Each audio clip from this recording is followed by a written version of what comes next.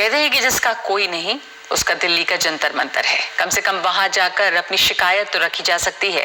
ये अलग बात है कि अब मीडिया के पास यहाँ पर पहुंचकर विरोध करने वालों तक पहुंचने के लिए वक्त बहुत कम रह गया है।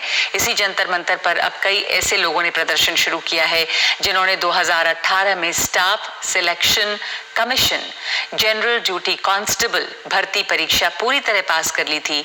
इसके बावजूद इनमें से हजारों को नौकरी दी ही नहीं गई। ये तब है जब खुद सरकार कह चुकी है कि केंद्रीय सुरक्षा बल जो है उसमें करीब 1 लाख वैकेंसी है, खाली जगह है। परीक्षा पास करने वाले लोगों का आरोप है कि उन्हें नौकरी देने के बजाय अब सरकार ने नई भर्तियों के लिए आवेदन मांगने शुरू कर दिए हैं। ये लोग फिजिकल और मेडिकल भी पास कर चुके हैं और अब तो कई के लिए सरकारी नौकरी ज्वाइन करने की उम्र भी निकल गई है या निकलने वाली है। राजीव रंजन की रिपोर्ट।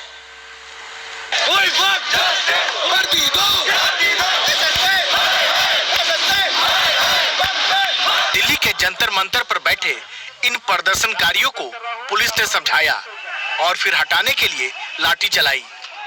पुलिस के खिलाफ नारे भी लगे। ये वो बेरोजगार हैं जिन्होंने 3 साल पहले SSC GD की परीक्षा पास की, फिजिकल और मेडिकल कसौटियों पर भी खरे उतरे, लेकिन इन्हें नौकरी नहीं दी गई। करीब 60,000 भर्तियां होनी थी, 55,000 हुई, इनको छोड़ दिया गया। वैसे कुल 1,09,000 लोग हैं जो इस नौकरी के दावेदार हैं। इनमें से कई की उम्र किसी सरकारी नौकरी के लिए निकल भी गई। मेरी 3 सिस्टर हैं, ना उनकी अभी शादी की है। हम बहुत ही गरीब परिवार से हैं सर। रहने के लिए एक झोपड़ी है और न रहने के लिए कुछ भी नहीं है।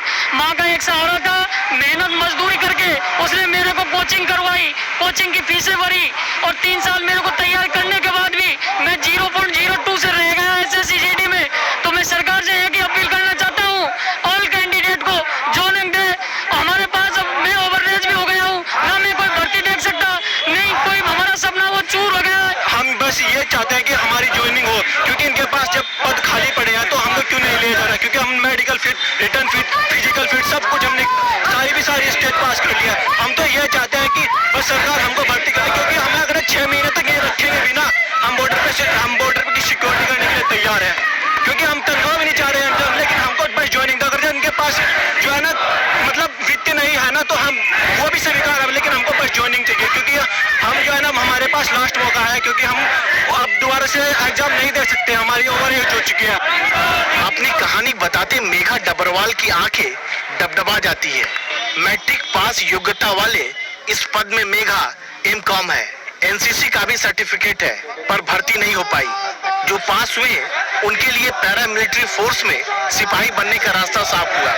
आज तक का इतिहास उठा के देख लीजिए, फाइनल ईयर में अगर किसी लड़की को NCC मिली होगी तो मैंने फाइनल ईयर में NCC इसलिए ली थी कि मैं आगे चल के देश की सेवा कर सकूं।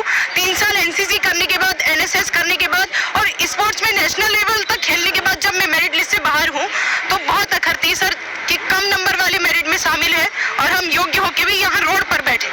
अब आपके पास कोई विकल्प नहीं है? कोई विकल्प नहीं सर। हम लोग 3 बहन हैं, पापा मजदूरी करते हैं और मैं बड़ी हूँ घर में, तो सबसे बड़ी होने के नाते मैंने यही सोची थी कि सबसे मतलब मैं अपने परिवार को संभालूं, अपने परिवार का देखरेख करूं, क्योंकि भाई तो है ही। हम लोग 3 बहन हैं और घर में बड़ी होने के नाते एक लड़के की भांति मैंने अपने आप को बना के रखी हूँ। सरकार से बस यही मांगे कि ऑल मेडिकल फिट को ज्वाइनिंग दी जाए, क्योंकि हम लोग शारीरिक और मानसिक रूप से बहुत प्रताड़ित हो गए हैं। कई लोग ने आत्महत्या कर ली है। ऐसा न हो कि ये जो युवा है देश हित की रक्षा करने की खातिर गलत रास्ते पे आ जाए। मेघा अकेले नहीं, यहाँ हर जुबा का अपना दर्द, अपनी कहानी है। पश्चिम बंगाल के सुष्मिता के घर में कोई कमाने वाला नहीं।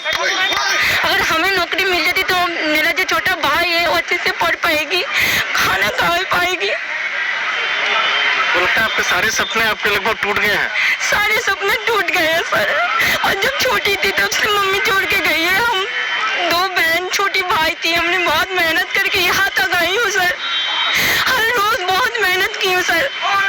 उसके बाद भी हमें ज्वाइनिंग दे दिया गया सर। हमें सरकार से यही विनती है कि वो हमें ज्वाइनिंग दे दे सबको, ऑल मेडिकल फिट को। बहुत दिक्कत आ रही है सर, हमें घर में बहुत परेशानी आ रही है, रहने नहीं पा रही सर घर में। इस भीड़ में आस एक बार तब जगी जब इसी पद के लिए सरकार की तरफ से वैकेंसी फिर से निकली। पहले ही करीब 5000 कम लोगों को नियुक्ति पत्र मिला था, फिर नई वैकेंसी ने इन सबको उम्मीद दी है। इन्होंने सिर्फ 55,000 पदों पे ही कैंडिडेट को ज्वाइनिंग दी, नियुक्ति पत्र जारी किया है, जबकि हमारे पास जो वैकेंसी निकाली थी उन्होंने 60,210 उसमें 5,000 खाली पद छोड़ दिए हैं। और अभी नित्यानंद राय जी ने अभी संसद भवन में अपना बयान दिया था कि केंद्रीय बलों में 1,09,000 पद जो है वो खाली पड़े हुए हैं ऑलरेडी। तो हम 55,000 जो बचे हुए कैंडिडेट है उनको क्यों नहीं ले रहे हैं? इसके लिए आप लोग कुछ करना चाह रहे हैं आप लोग? जी, इसीलिए तो हम यहाँ आए, इसीलिए तो हम यहाँ धरने के लिए हैं, नहीं तो बैठे रहते घर पे। हम देश की सेवा करने तो आए हैं, हमारी बहनें भी कर रहे हैं। सरकार कहती है बेटी पढ़ाओ बेटी बचाओ, लेकिन सड़क पे बैठाओ, क्या यही नीति है सरकार की? गौरतलब है कि पिछले साल सितंबर में गृह राज्य मंत्री ने संसद में बयान दिया है कि केंद्रीय पुलिस बलों में 1 लाख पद खाली पड़े हैं।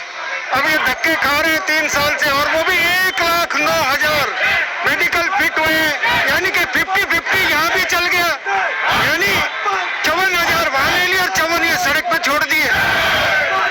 ये गंभीर सवाल है। रोना लंबी भर्ती प्रक्रिया का भी है। 2018 की वैकेंसी रिजल्ट 2021 में आवेदन करने वालों की दलील है कि वो तमाम क्राइटेरिया में फिट है, लेकिन 3 साल के इस लंबे अंतराल की वजह से बहुत सारे लोगों की उम्र अब किसी नौकरी के लिए आवेदन करने लायक भी नहीं रही। इन युवाओं की मांग इस लिहाज से वाजिब लगती है कि जब सरकार के पास इतनी बड़ी संख्या में उपयुक्त उम्मीदवार मौजूद है, तो फिर चयन के लिए नए सिरे से कवायद करने की क्या जरूरत है? दिल्ली के जंतर मंतर से कैमरामैन पूजा आर्य के साथ राजीव रंजन, NDTV इंडिया।